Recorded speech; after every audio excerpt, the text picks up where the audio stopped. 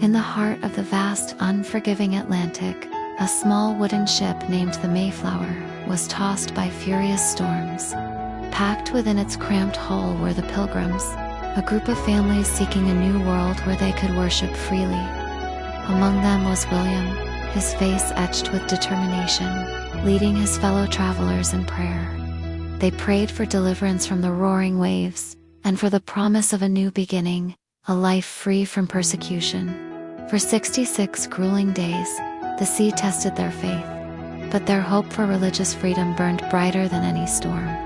Upon reaching the shores of what would be called Plymouth, they were met not with paradise, but with the biting winds of a harsh winter. The land was wild and unfamiliar, a stark contrast to the English countryside they had left behind.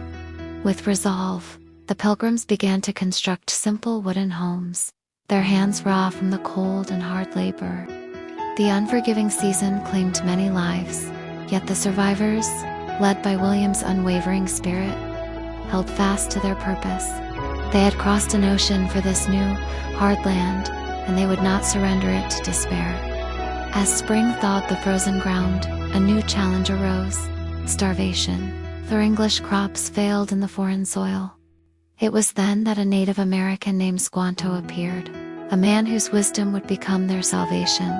With a friendly and knowing expression, he showed the struggling settlers how to cultivate the land, teaching them to plant corn, fish in the local rivers, and identify edible plants. Following his guidance, the Pilgrims worked the fields with renewed hope. The sun warmed the earth, and soon, small green shoots pushed through the soil, promising a bountiful harvest. By autumn, the fields were overflowing with corn, beans, and squash. The Pilgrims' hard work, guided by the knowledge of their new friends, had paid off.